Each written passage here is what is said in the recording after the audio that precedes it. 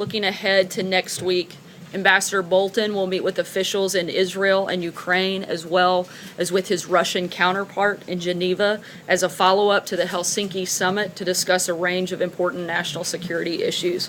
Lastly, we extend our prayers to the families of those injured and deceased after the tragic bridge collapse in Genoa, Italy, as well as to the victims of this morning's attack in London. The President condemns this horrible attack on innocent civilians and stands ready to provide assistance to the United Kingdom. And with that, I'll take your questions. Jonathan. Sarah, we've heard from the President via Twitter on Omarosa, describing her as crazed, a crying lowlife, a dog. Is this any way for a president to talk about any American, let alone somebody that he hired and made the highest ranking African-American woman that served in his White House? I think the president is certainly voicing his frustration with the fact that this person has shown a complete lack of integrity, particularly by the actions following her time here at the White House. Why did he hire her? I mean, why didn't he hire somebody he's describing as a dog, as a Look, the lowlife? president wanted to give her a chance, and he made clear when General Kelly came on, and he voiced concerns that this individual didn't have the best interest of the White House and the president and the country at heart. The president said, do what you can to get along, and if you can't, he gave him full authority to carry out the decision to let her go. Steve? What is his strategy in continuing to respond to the charges in this book? Why does he just ignore it?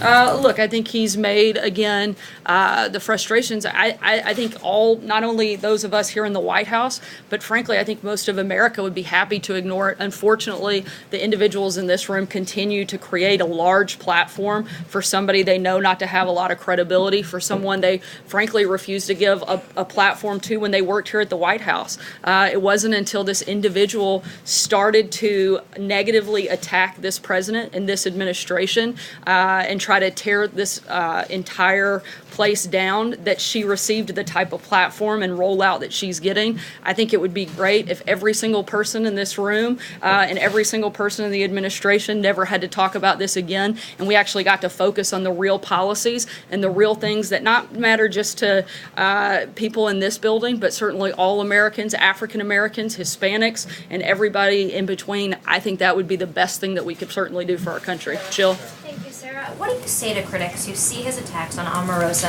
as part of a pattern of insulting prominent African Americans? People he's taken criticized recently include Don Lemon, Maxine Waters. He's claimed that football players protesting racial injustice don't know what they're protesting. Look, the president, this has absolutely nothing to do with race and everything to do with the president calling out someone's lack of integrity. The idea that you would only point a few of the things that the president has said negative about people that are minorities. The fact is the president's an equal opportunity person that calls things like he sees it. He always fights fire with fire, and he certainly doesn't hold back on doing that across the board. Have you signed an NDA? I'm not going to get into the back and forth on who has signed an NDA here at the White House. I can tell you that it's common in a lot of places for employees to sign NDAs, including in government, particularly anyone with a security clearance. Annie? Me? Yeah. Sorry. Unless there's another Annie back there, I don't know. The president said that he kept John may be happy to go by Annie if that means he gets to take your question, but The president said he kept Omarosa on despite complaints from her colleagues because she was personally supportive of him and said nice Sorry, I things can't about hear him. He said he kept her on despite complaints about her behavior because she was personally supportive of him and said nice things about him. Is that true of any other officials that are working in this White House right now? I'm not aware of that. Justin? Since you don't want to talk about Omarosa, I have a bunch on Turkey that hopefully you'll let me get through. A bunch. I don't know. We'll do our best.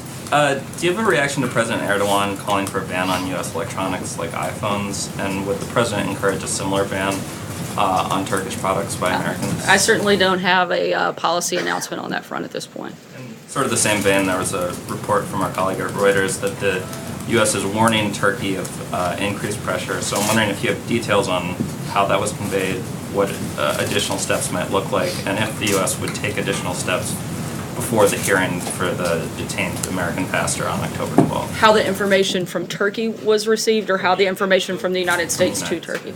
Well, I can tell you that at the Turkish ambassador's request, as you know, Ambassador John Bolton met with the ambassador of Turkey yesterday here at the White House and continued to raise and point out the concerns that we have. One last one. The president encouraged Israel's government to release a Turkish citizen in July, and did that contribute to his frustration with Erdogan not releasing this American pastor? Certainly the president has a great deal of frustration on the fact that Pastor Brunson has not been released, as well as the fact that other U.S. citizens and employees of diplomatic facilities have not been released. And we're going to continue to call on Turkey to do the right thing and release those individuals. Sager. Thanks, Sarah. Does the president or this White House believe that it is a violation of Department of Justice protocol if the special counsel's investigation goes beyond September 1st? I'm not going to say that we would say necessarily a specific violation, but I think we've been very clear that not only do we, but all of the American people want this to wrap up. John? Yeah. Thank you, Sarah. Two questions on Turkey. As the relationship between the president and President Erdogan grows peripherous, my question very simply is, are we going to see the restoration of the readouts on calls between the president and other world leaders? That was terminated on the day after President Erdogan's election, and although we know that the president made a congratulatory call to him, there's been no readout since. Is that going to be restored? Certainly we'll continue to keep you all posted, not just on calls with Turkey, but other head of state calls as well, and provide readouts when we have them. Dave? Thanks, Sarah. The Taliban in Afghanistan this week has been on a surprise offensive. They've killed about 100 Afghan security forces, a couple dozen civilians, as far as we know.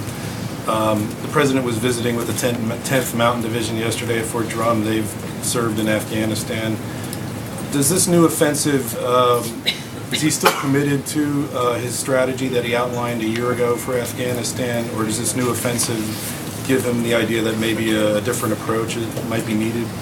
Certainly no announcements or changes in policy from the president's rollout last August. Kristen? Sarah, have you asked the president if he's ever used the N-word? The president addressed that question directly via Twitter. I'd refer you back to him. I can certainly say I've never heard him use that term or anything similar. Have you asked him directly, Sarah? The president, I didn't have to, because he addressed it to the American people all at one time.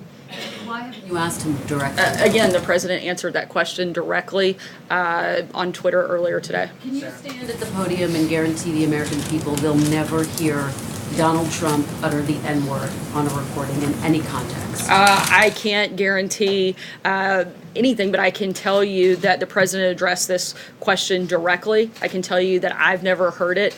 I can also tell you that if myself or the people that are in this building serving this country every single day, doing our very best to help people all across this country and make it better, if at any point we felt that the president was who some of his critics claim him to be, we certainly wouldn't be here. This is a president who is fighting for all Americans, who is putting policies in place that help all Americans, particularly African Americans.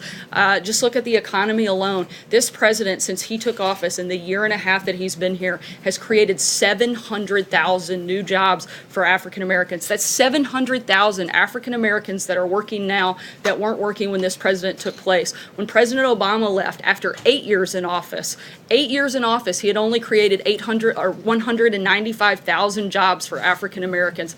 President Trump, in his first year and a half, has already tripled what President Obama did in 8 years. Not only did he do that for African Americans, but for Hispanics. 1.7 million more Hispanics are working now. This is a president who cares about all Americans, who is committed to helping them, and is putting policies in place that actually do that. Kevin. Sorry, Kristen, I'm going to go ahead to Kevin. Kevin, go ahead. Go ahead. Just to be clear, you can't guarantee it. Look, I haven't been in every single room. I can tell you the president has addressed this directly. He's addressed it directly to the American people, and I can tell you what the focus and the heart of the president is, and that's on helping all Americans. And certainly, this is somebody who has been in business for decades, and you're just now hearing some of these outrageous accusations after the fact. He's dealt with people all over the world. It wasn't until he became a candidate for president that you started to hear some of these salacious and ridiculous claims. And certainly, I think if you look at the actions that this president has taken, certainly the policies that he's enacted, you can see the heart of who he is, and you can see exactly what he has done and the type of president and person he is. Kevin? Thank you, Sarah. Just a very quick one on something that Omarosa said today. She called the president unfit, mentally unfit for the office. As someone who worked with her, how surprised are you at the level of her animus toward this president and toward this White House, and if I could follow?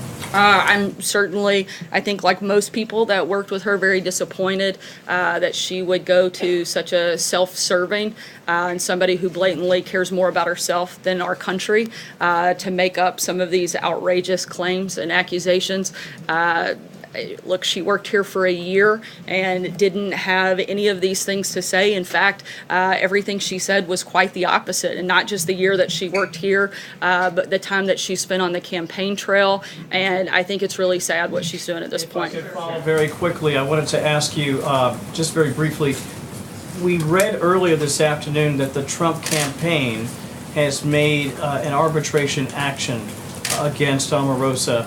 And I'm just curious, and I know there's separate entities, but is it likely that the White House is considering pursuing something in the way of possible action toward Omarosa for violating any... I certainly wouldn't be able to comment on any potential ongoing legal matter. Major. Sarah, a moment ago you said one of the motives for Omarosa was to tear this entire place down. What do you mean by that? And do you have, or others here have, ongoing concerns that while she was here, she taped other conversations that could either be damaging to the reputation of this White House or revelatory of something you'd rather keep private? I think the greatest concern we have is the lack of integrity that this individual has shown. One other thing, Sarah, she played a tape recording of a conversation with the president. Do you have any doubt that that is an authentic conversation that she had with the president? I don't. Okay, then related to that, the president said he was unaware in that conversation. Was that a truthful representation of what he knew at the time, or was he just trying to make Omarosa feel better? As I said moments ago, the president had a direct conversation with General Kelly, asked them to try to work things out. If it didn't, he gave General Kelly the full authority to make decisions about hiring and firing, including with respect to Omarosa. Because he knew what had happened, and he knew he'd approved it. On the timing, I think he knew that it was certainly a possibility, but as to the fact whether or not General Kelly had called the president, I don't think he had at that point. Steve? Yes, Sarah, repeatedly we've heard the president declare that the so-called Islamic State terror group has been practically vanquished, especially in Iraq and Syria. Well, the Defense Department yesterday, the lead inspector general for Operation Inherent Resolve, in fact, says that their forces are estimated to be anywhere between 28,600 and 31,600 fighters, which would be about the number that they had at their peak. So has ISIS been practically vanquished? Certainly we know that the caliphate has been practically destroyed. Certainly there are continue to be ISIS fighters, and that's why we continue to take all of those threats seriously and look for ways every single day to defeat them and protect American people and our allies. Mike? Can I go back to the race question again? I get that you can cite statistics that might be positive statistics for policies that the president has done vis-a-vis African Americans and other minorities. What do you say to people who look at the pattern of comments that the president has made specifically about African Americans and feel like he is singling those folks out because of their race? Are they missing something? Are they deluding themselves? What do you say to them? Because there are lots of people out there who look at the pattern and say, yes, he says negative things about a lot of people, but there seems to be a particular pattern of singling out African Americans and commenting in particular about their intelligence or lack thereof and their looks? I certainly don't think so. I think, as I said, the president has said similar things about a number of individuals, certainly that are not African American or any other minority.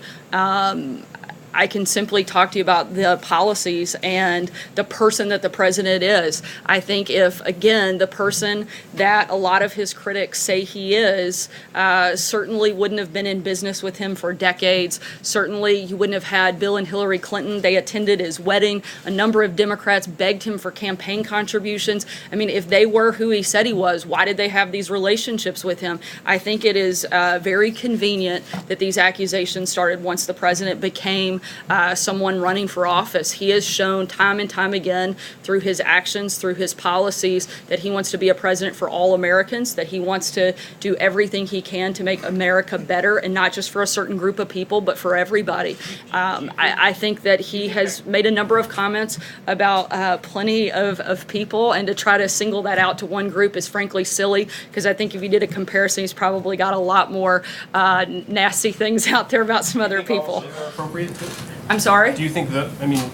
Look, the president is somebody who's always going to fight fire with fire. This is something that isn't new, and it's something the American people knew when they voted for him, and they overwhelmingly elected him to be the president of the United States. And since he took office, he has governed in a way that is helping all Americans. Frankly, if we want to look at who's creating divisions in the country, I think the media has done more to divide this country, certainly far more than this president ever has, by elevating people like the author of this book, by focusing on a sparsely attended rally instead of all of the policies that this administration and that this president are enacting that are helping people not just on the economy, but on school choice, on prison reform that's disproportionately affected African Americans and Hispanics. This is a president who is governing to help all Americans, and I think we'd all be better off if the media gave that just a little bit more attention. John? Thanks a lot, Sarah. You expressed how you feel about Omarosa since the publication of this book. How was she viewed by fellow staff members here at the White House while she worked here? Did she pull her own weight? Was she viewed as untrustworthy? Did you trust her? I'm just trying to get a sense about whether your view of her has changed with the publication of this book. Certainly, I've expressed some disappointment. I'm not going to get into a back and forth on personal feelings that I have with a former colleague. I think that the focus not only of my time here, but of this administration is looking forward and how we can actually implement policies that matter to the American people, not who like to in the building behind me. Brian? Different topic, if we can. When, and then a follow-up. When the first time the Mueller investigation indicted some Russians, this administration sanctioned those Russians.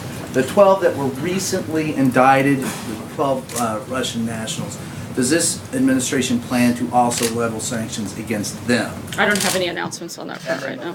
Quick follow-up. You said you would like everyone to stop talking about this particular subject, including the administration. So are you saying you would like the president to stop tweeting about Omarosa? I think if the media continues to give it wall-to-wall coverage, the administration, in some cases, will be forced to respond. But I think it would be better off for all of us to walk away and focus on some things that matter. Raquel? Hi, Sarah. Thank you so much. I want to ask a question about Secretary Max. He's in Brazil right now and visiting other countries in South America. And how much does his trip has to do with countering the growing presence of China in the region?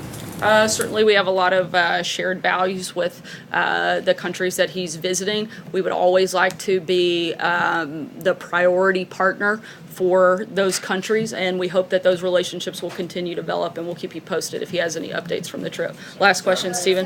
Bearing in mind that the Trump campaign's announcement that it's pursuing arbitration of Omarosa necessitates attention and a major national focus.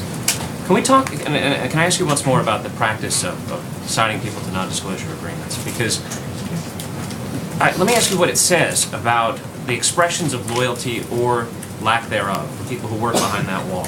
Why do people need to be contractually obligated to forever after, in perpetuity, never say anything negative about the president any member of his family, any product they should produce. Why is that necessary? Look, again, it's common in a lot of Corporations to protect the corporate interests.